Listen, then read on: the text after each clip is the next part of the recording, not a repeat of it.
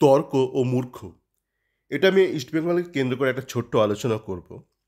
ইস্টবেঙ্গলের যে fan base আছে তার একটা হিউজ পার্সেন্টেজ, বেশ ভালো একটা পার্সেন্টেজ বেজায় মূর্খ। তাই তাদের সাথে আমি তর্কতে যাই না বেশি।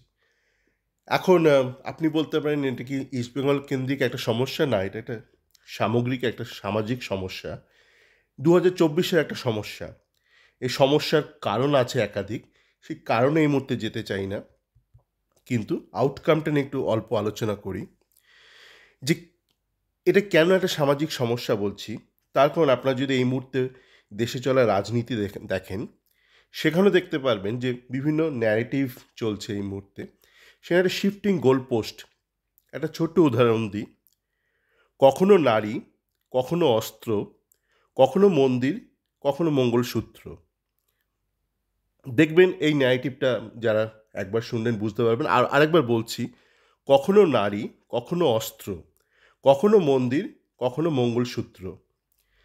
এরকমই মানে বিভিন্ন পলিটিক্যাল পার্টির আপনারা দেখবেন বিভিন্ন ন্যারেটিভ রয়েছে, যেটা সারাক্ষণ শিফট করে যাচ্ছে এবং সেটা নিয়ে কেউ কিছু প্রশ্ন করছে না। তো কেন করছে না, তার কারণ ওই যে বললাম, মানুষের লজিক্যাল মাইন্ডটা একদমই ঘেটে গেছে। কি করে ঠিক করবে, সেটার একাধিক উপায় আছে। ইস্টবেঙ্গলের ক্ষেত্রে আসা যাক। আমার যে আগের অডিওটা ছিল, সেখানে একটা পার্সেন্টেজ হিসেব নিয়ে আমি একটা ছোট্ট আলোচনা করেছিলাম এবং সেটা কিন্তু ভেরি স্পেসিফিক ছিল। ইস্টবেঙ্গলের ক্লাব মিডিয়া থেকে একটা মিথ্যে প্রচার করা হয়েছিল, একটা হোয়াইট লাই, ঠিক সেই অর্থে মিথ্যে নয়। বলা হয়েছিল percentage of win of east Bengal ওটা ইনক্রিজ করেছে আগের সিজনের তুলনায়, এবং ওটা কিন্তু গোটা সিজনের ভিত্তিতে বলেছিল। আবারও বলছি, ওটা কোথাও লেখেনি আইএসএলে, তাই লিগালি কারেক্ট কিন্তু এথিক্যালি ইনকারেক্ট, কারণ ওটা একটা ভুল বার্তা পৌঁছাচ্ছিল। কারণ আপনি যদি দেখেন wins in terms of ISL, সেখানে গত বছর বা আগের মরশুমে ইস্টবেঙ্গল 20টা ম্যাচ খেলে 6টা ম্যাচে জিতেছিল। আর এই বছর ইস্টবেঙ্গল দুটো বেশি ম্যাচ খেলেছে, 22টা ম্যাচ খেলে 6টা ম্যাচ জিতেছে। অনেকে আবার বলছে না, মানে টোটাল পয়েন্টস আমি সেই হিসেবেই যাচ্ছি না। ভেরি স্পেসিফিক একটা দাবি করা হয়েছিল ইন টার্মস অফ উইন, জেতা। ড্র নিয়ে, পয়েন্ট নিয়ে কোনো দাবি করা হয়নি। যা প্রশ্ন তার তো তাই উত্তর হবে নাকি। একটা ভেরি স্পেসিফিক বলা হয়েছিল উইন পার্সেন্টেজ করে একটা একটা রিসার্জেন্স, একটা কোয়াদ্রাতের ছবি দেওয়া হয়েছিল। সেইটারই উত্তর দিয়েছিলাম যে উইনটা কিন্তু আইএসএলের ক্ষেত্রে উইন পার্সেন্টেজ কমেছে। আপনি পয়েন্ট নিয়ে বলতে পারেন দ্যাটস আউট অফ টপিক, ইররেলিভেন্ট, সেটা অন্য বিষয় হয়ে গেল। একটা ভেরি স্পেসিফিক দাবি ছিল ইস্টবেঙ্গল ক্লাব মিডিয়ার, উইন পার্সেন্টেজ ইনক্রিজ করেছে। তা আমি বলেছিলাম কি, উইন পার্সেন্টেজ আইএসএলে ড্রপ করেছে, ওভারঅল মরশুমে হয়তো বেড়েছে, কিন্তু সেখানে একটা ভুল আছে। আপনারা দেখুন, গত বছর ইস্টবেঙ্গল যে সুপার কাপ খেলেছিল, কখন খেলেছিল super cup East Bengal? East Bengal super cup খেলেছিল মরশুমের শেষের দিকে, আইএসএল শেষ হয়ে যাওয়ার পর, এবং তখন স্টিফেন জেনে গিয়েছিল যে ও থাকছে না, মানে পরের মরশুমেও থাকছে না। স্টিফেন যতদিন জানতো যে ওর পরের মরশুমে একটা সুযোগ আছে, ও কোনো প্রকার কম্প্রোমাইজ করেনি। মানে অনেক আজে বাজে প্লেয়ার অতুল ফতুল এদেরকে পুশ করার চেষ্টা করা হয়েছিল, কিন্তু স্টিফেন কিন্তু তাদের প্রমোশন দেয়নি। ইভেন স্টিফেন নবী হোসেন খানকে আইএসএল টিমে রাখলেও একটা ম্যাচও নামায়নি। স্টিফেন হয়তো যথেষ্ট সততার সাথে কাজ করেছিল, অনিকেতকে বার করে দিয়েছিল, হিমাংশু জাংরাকে অনেক প্লেয়ার, অনেক অনেক ফ্যান গ্রুপ হাইপ করেছিল, ও কিন্তু বার করে দিয়েছিল, কান ধরে বার করে দিয়েছিল। লিটারেলি কান ধরে, মানে অ্যাকচুয়ালি কান ধরে না, আমি বলছি মানে প্র্যাকটিক্যালি কান ধরে বার করে দিয়েছিল। এবং আপনারা দেখছেন হিমাংশু জাংরার কোথাও কোনো তারপর কোনো গতি নেই, অনিকেত যাদবের নেই কোনো গতি, বেশ অনেস্টলি করেছিল। কিন্তু সুপার কাপের সময় ও জেনে গেল যে ও থাকছে না, এবং ওইটা কিন্তু স্টিফেন যখন ন্যাশনাল টিমের কোচ ছিল সেটা করেছিল। যখন যেই মুহূর্তে জানলো যে ও থাকছে না, ও নিজের রেজিউমেটাকে একটুখানি বুস্ট আপ করার জন্য অনেক হাবিজাবি ছেলেকেও প্রমোশন দিয়েছিল, ন্যাশনাল টিমে সিলেক্ট করেছিল। একই কাজ ও কিন্তু সুপার কাপে করলো, এবং সুপার কাপটা তো ইস্টবেঙ্গল খুব বাজে খেললো, একটা ম্যাচও জেতেনি, সেই জন্য পার্সেন্টেজটা ড্রপ করেছিল। আর ডিফারেন্স কী রইল, ডুরান্ট কাপ। ওই ডুরান্ট কাপে ইস্টবেঙ্গল এই বছর দুটো বাড়তি ম্যাচ জিতেছিল, ওই মানে কোয়ার্টার ফাইনাল সেমিফাইনাল এরকম কিছু। তো মোটামুটি এরকম দাঁড়ালো ব্যাপারটা যে ডুরান্ট কাপ। এবার ডুরান্ট কাপ নিয়ে হঠাৎ করে মানে বিদেশি কোচদের দেখেছি, মানে বিদেশি কোচদের এই সমস্যা হচ্ছে যে যেই দেশে সে দেশে চাকরি পায় না। দেখুন আমার মতো অনেকে আছে, আমরা ভারতবর্ষে পড়াশোনা করেছি, দাপিয়ে বিদেশে চাকরি করছি। তো এটা ভেবে হাসি পায় যখন দেখি একটা স্পেন, ল্যান্ড অফ ফুটবল, সেখানে একজন কোচ সেখানে বড় হয়েছে, খেলাধুলো শিখেছে, খেলেছে নিজে, সে নিজের দেশেই চাকরি পায়নি। কুয়াদ্রাত নিজে স্পেনে কোনোদিন চাকরি পায়নি। এখন অনেকে আবার রয়েছে, অনেক ইস্টবেঙ্গল ফ্যান বলে, ভাই তুমি তাহলে নিজে এসে কোচিং করছো না কেন? এটা না মানে একদমই মানে কি বলবো, মানে চূড়ান্ত মূর্খামির পরিচয়। মানে যখন কেউ এরকম মন্তব্য করেন, আপনি যখন একটা প্রধানমন্ত্রীর ভুল ধরেন বা একটা মুখ্যমন্ত্রীর ভুল ধরেন, আপনাকে যদি বলে ভাই তুমি তাহলে মুখ্যমন্ত্রী হয়ে যাও, তুমি এসএসসি পরীক্ষাটা কন্ডাক্ট করো, বা তুমি প্রধানমন্ত্রী করছো, নিন্দা করছো, তুমি ভাই তাহলে তুমি ইলেকট্রাল বন্ডের ব্যাপারটা ঠিক করো, কীভাবে স্বচ্ছতা বজায় রেখে, বা তুমি ঠিক করো ভাই কী করে পিএম কেয়ারে ফান্ডটা কালেক্ট করা যায় উইথ ট্রান্সপারেন্সি অ্যান্ড যাতে আরটিআই করা যায়। মানে আপনি কাউকে প্রশ্নই করতে পারবেন। আপনি মুখ্যমন্ত্রীকে প্রশ্ন করলে মুখ্যমন্ত্রী পার্টির লোকরা বলবে তুমি তাহলে মুখ্যমন্ত্রী হয়ে যাও ভাই কাল থেকে। আপনি প্রধানমন্ত্রীকে প্রশ্ন করলে প্রধানমন্ত্রীর যারা অনুগামী তারা বলবে তুমি ভাই তাহলে প্রধানমন্ত্রী হয়ে যাও। ভাই বলছি তো, যে যার নিজের পেশাতে আমরা আছি, আমি আমার পেশাতেই রয়েছি, ভারতবর্ষে পড়াশোনা করে বিদেশে চাকরি করছি, একাধিক দেশে চাকরি করছি। যেমন কুয়াদ্রাতের মতন নয় যে স্পেনের মতন দেশে বড় হয়েছে, স্প্যানিশ ছেলে নিজে স্পেনে একদিনের জন্য কাজ পায়নি, হেড কোচের চাকরি পায়নি, কোনো ডেভেলপমেন্ট কোচেরও দায়িত্ব পায়নি, একদিনের জন্য পায়নি। কি ভীষণ লজ্জার ভাবুন। মানে যেটা যে দেশের ভালো, সে সেই দেশের ব্যক্তি হয়েও সেই দেশে চাকরি পায়নি। মানে কত বড় অপদার্থ না হলে কারো এরকম অবস্থা হয়। যাকে তো ওইটাই বলার ছিল যে আপনি যদি কারো একটা ভুল ধরেন তার মানে এই না যে আপনাকে সেই কাজটা করতে হবে। ভুল তো আপনি ধরতেই পারেন, আপনি বা কে আমাকে বলার? মানে আমি কি পেশা আপনি জানেন? ওরা একটা আলগা একটা মন্তব্য করে দেয়। যাকে যারা এই ধরনের মন্তব্য করে তাদের সাথে কথা বলার কোনো রুচি নেই, আমার সময়ও নেই। ওই জন্য আমি যে টুইটার ফোরামে রাখি, যে পরিচালনা করি, সেখানে মূলত সবার সাথে কথাও বলি না, কেননা বাস্তবে তো তাই হয় না। মানে ধরুন আপনি একটা ডেমোক্রেসি সেট আপে বিশ্বাস করেন, মানে আপনি লোকের কথা শুনতে চান, তার মানে তো এই না যে আপনি র্যান্ডাম সবার সাথে গল্পে মেতে যান। যার সাথে পোষাবে না কথা বলবেন না, সেইটা হলো মোদ্দা কথা। মানে গালমন্দ নয়, কিন্তু যার সাথে পোষায় না কথা বলি না। এখানেও এই একই ব্যাপার। আপনাদের কারোর পছন্দ না হলে উল্টোপাল্টা মন্তব্য করতেই পারেন, অশালীন করলে সেই মন্তব্য ডিলিটেড হয়ে যাবে, শালীনতা বজায় থাকবে, কিন্তু মানে আপনার সঙ্গে কথাই যে আমায় বলতে হবে কোনো দায়ভার নেই। মানে আমি রিয়েল লাইফেও সবার সাথে কথা বলি না, নিশ্চয়ই আপনারাও সবাই রিয়েল লাইফে সবার সঙ্গে কথা বলেন না।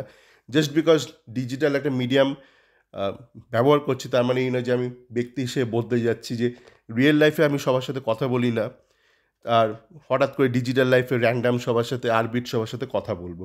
আমি তো আপনার কানে গিয়ে কোনো কথা, অনেকে আবার বলে যে ভাই তুমি সময় নষ্ট করছো কেন, বা এত কথা বলছো কেন? ভাই তোমার কানে গিয়ে তো কিছু বলিনি, তোমার বাড়িতে গিয়ে নক করেও কিছু বলিনি, তোমার কানে বা তোমার বাবার কানে, মায়ের কানে, বউয়ের কানেও কিছু বলিনি। আমি আমার মতন বলছি, শুনতে হলে শুনবে না তো শুনবে না, কেউ তো তোমায় জোর করেনি। তো এই লজিক নিয়ে বলছিলাম যে মূর্খের লজিক।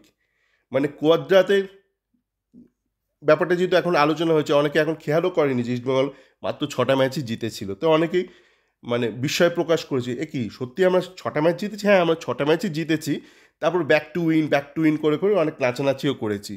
ওই 6টা ম্যাচ কিন্তু স্টিফেন কনস্ট্যান্টাইনও জিতিয়েছিল, এবং একদমই একটা খাজা টিম নিয়ে, যে টিমের প্রধান গোলকিপার ছিল কামালজিৎ, যে কামালজিৎকে নামানোরই সাহস পায়নি, এত বাজে গোলকিপার। তো সেই কামালজিৎ যদি এই বছর থাকতো, কোয়াদ্রাত হয়তো একটা ম্যাচও জিততো না, আইএসএলে একটা ম্যাচও জিততো না। ওই কামালজিতের মতন একটা খাজা গোলকিপারকে নিয়েও কিন্তু 6টা ম্যাচ উতরেছিল স্টিফেন। স্টিফেন দুর্দান্ত কোচ নয়, কিন্তু যেটা হয়েছে স্টিফেনের আনা যেমন জেক জার্ভিস ছেলেটা ছিল নাম্বার 9, বড় চেহারা, নড়াচড়া করতো কিন্তু গোল করতে পারতো না। তো তাকে বলতে যেমন একটা টোরোর মতন একটা একটা একটা খাজা একটা স্ট্রাইকারকে আনা হলো, যে গোল টোল করতে পারে না বলে তো আবার তালিও দিতে হলো। সেরকমই স্টিফেন দুর্দান্ত কোচ ছিল না, তার পরিবর্তে যাকে আনা হলো ওরকম একটা খাজা কোচকে আনা হয়েছে, যে যাকে কিনা তার নিজের দেশ বা যে কোনো দেশ, ভারতবর্ষ ছাড়া ফুটবলে উন্নত কোনো দেশ তাকে একদিনের জন্য হেড কোচের পদে রাখেনি। তার বয়স কিন্তু 55। অনেকে আবার আজকে দেখলাম একটা গ্রুপ একটা পোস্ট করেছে যে রাহিম সাহেবের মতন আমাদের কোয়াদ্রাত, ভাই রহিম 53 বছর বয়সে মারা গিয়েছিল। তার আগে প্রচুর তার অ্যাচিভমেন্ট, এবং মারা যাওয়ার 1 বছর আগেই সে ইন্ডিয়াকে এশিয়ান গেমসে গোল্ড মেডেল জিতিয়েছিল ফাইনালি সাউথ কোরিয়াকে হারিয়ে, স্ট্রং সাউথ কোরিয়াকে হারিয়ে। আর এই কোয়াদ্রাত এখন আপনারা রয়েছেন কোয়াদ্রাতকে সেভ করার চেষ্টা করছেন, মানে তার এমনই 55 বছর বয়স এখনও দাঁড়াতে পারেনি, ভারতবর্ষেই দাঁড়াতে পারেনি। সে মনে হয় না বাপের জন্মে আর সে স্পেনে গিয়ে কিছু করে উঠতে পারবে। সেই জন্য ঠিকই আছে, তার পরিবারও রিলোকেট করেনি, বুঝে গেছে মানে আমাদের কোয়াদ্রাত বাবুর এরকম হাল, তারা ওখানে থাকে, তাই কোয়াদ্রাত সুযোগ পেলেই ছুটি নিয়ে চলে যায়। ওর পরিবার কিন্তু আমার মনে হয় যথেষ্ট বুদ্ধিমানের মতন কাজ করেছে, যে না তুমি যাও, তোমার কোনো ভরসা নেই। ওই তো বিএফসিতে ছিলে, তাড়িয়ে দিয়েছে, 55 বছর বয়স হয়ে গেছে, এখনও হেড কোচ হয়ে উঠতে পারোনি কোনো উন্নত দেশে। তো এই হলো ব্যাপার।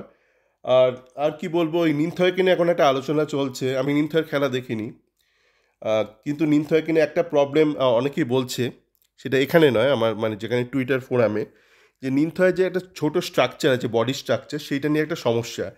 সেটা একটা জেনুইন একটা সমস্যা। আপনার টিমে ধরুন আপনি বলতেই পারেন যে মারাদোনার তো ছোটো হাইট ছিল না, মারাদোনা সেরকম ছোটো হাইট ছিল না, মানে বাকি ধরুন 6 ফুট ছিল না, কিন্তু মারাদোনার ধরুন টোটাল বডি ওয়েট কিন্তু যথেষ্ট ভালো ছিল, এবং মারাদোনা একদমই খাটো ছিল না, হয়তো 6 ফুট ছিল না, কিন্তু মোটামুটি একটা স্ট্যান্ডার্ড তার হাইট ছিল।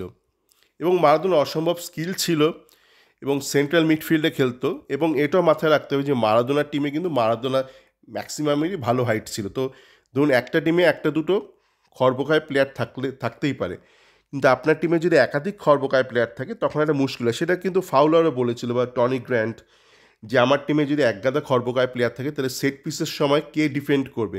মানে একজন দুজনকে আপনি লুকিয়ে রাখতে পারেন, কিন্তু একাধিক খর্বকায় প্লেয়ার হলে একটু সমস্যা হয়।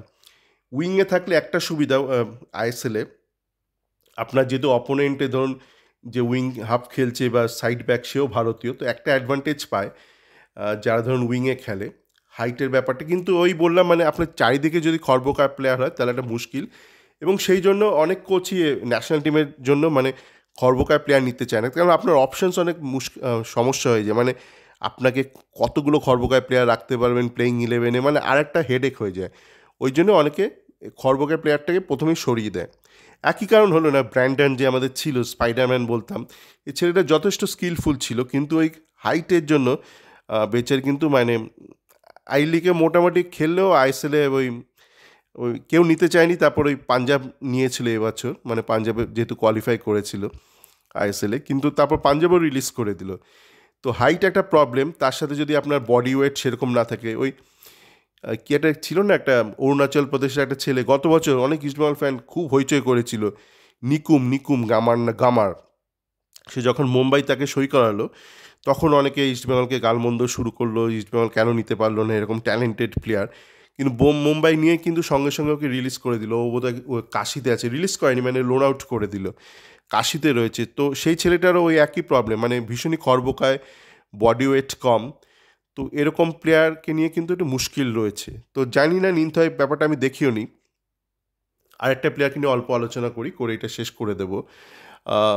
আপনার এই সাহিল হরিচন, যে ইউনাইটেড স্পোর্টসে আছে। তো আমাকে অনেকে বলেছিল দাদা মানে সাহিল হরিজন ছেলেটা কেমন। মানে আমি সাহিল হরিজনের সেই অর্থে সেইভাবে দেখিনি, কিছু আগে অল্প বিস্তর ইউনাইটেডের ইউটিউবে খেলা দেখেছিলাম। তো দেখলাম সাহিল হরিজন 2টো গোল করেছে, একটা করে ইউনাইটেড স্পোর্টসের অবনমন বাঁচিয়েছে আই লিগ 2 থেকে, মানে আই লিগ 2তে থেকে গেছে, ওখান থেকে আর নেমে যায়নি ইউনাইটেড স্পোর্টস। তো শেষ ম্যাচে দেখলাম স্পোর্টিং ক্লাব দি গোয়ার সাথে 2টো গোল করেছে সাহিল হরিজন। আমি একটুখানি দেখলাম, ওই ইউটিউবে রয়েছে ম্যাচটা। প্রথম গোলটা ভালো করেছে, সেকেন্ড গোলটা হেড থেকে করেছে। কিন্তু সাহিল হরিজন একটা সমস্যা রয়েছে, মানে প্রথমে ভালোটা বলি, ওই ইস্টবেঙ্গল যে ধরনের প্লেয়ারদের নিয়েছে না, কুঞ্জাম, জেসিন, তারপরে এই কার্তিক ওরা, বাংলার যে ছেলেটা, এদের থেকে সাহিল হরিজন অনেকটা এগিয়ে। কিন্তু খুব একটা এডুকেটেড নয় সাহিল হরিজন, মানে কিছু কিছু মুহূর্ত ঠিকঠাক খেলে, কিন্তু গোটা 90 মিনিট কী করে একজন নাম্বার 9 খেলে, নাম্বার 9 পজিশনেই খেলে, সেটা কী করে ম্যানেজ করবে সেটা ব্যাপারও ঠিক পরিষ্কার নয়। মানে এখনও সেই অর্থে এডুকেশন হয়নি, বয়স বোধহয় 18 বা 19 এরকম কিছু একটা হবে। তো সেইটা পুরো 90 মিনিট কী করে ম্যানেজ করবে। তারপর ক্লোজ বল কন্ট্রোল, যে দেখবেন প্রথম গোলটার সময় ভালো করেছে কিন্তু কনসিস্টেন্সি নেই, মানে পুরো 90 মিনিট জুড়ে যে একটা ক্লোজ বল কন্ট্রোল থাকবে, একটা নাম্বার 9 সবসময় যে বল পাবে তাও না, একটা যে তার অফ দ্য বল মুভমেন্ট থাকবে, সেই ব্যাপারগুলো কিন্তু এখনও রপ্ত করে উঠতে পারেনি। কিন্তু যেটা বললাম যে ও ইস্টবেঙ্গলের না বাকি যেসব প্লেয়াররা রয়েছে দেবজিৎ রয় ছাড়া বাকিদের থেকে কিন্তু অনেকটা এগিয়ে, দেবজিৎ রয় থেকে অনেকটা পিছিয়ে, মানে দেবজিৎ রয় কিন্তু এদের থেকে অনেকটাই এগিয়ে। তো এটাই বলার ছিল লজিক ও মূর্খামি নিয়ে, আর কিছু নাই। মূলত এই যে অনেকে অনেক কিছু বলে কিন্তু ইউটিউবে কমেন্ট করে, কিন্তু ইউটিউবটা তো যে, আর যেহেতু আমার সেই অর্থে চ্যানেল নয়, মানে আমি ইউটিউবটা ব্যবহার করি যেহেতু আমার যে চ্যাট ফোরাম রয়েছে সেখানে অনেক কিছু বোঝানো সম্ভব হয় না লেখালেখি করে। তা আমি কী করি, একটা অডিও তৈরি করি, করে ইউটিউবে, এটা যেহেতু আপনার টুইটারে ওই বড় অডিও শেয়ার করা যায় না, তো আমি অডিওটা ইউটিউবে আপলোড করে দিই, করে ওই লিঙ্কটা আমি আমার চ্যাট ফোরামে ব্যবহার করি। তো আপাতত এটুকুই রইল, সকলে ভালো থাকবেন।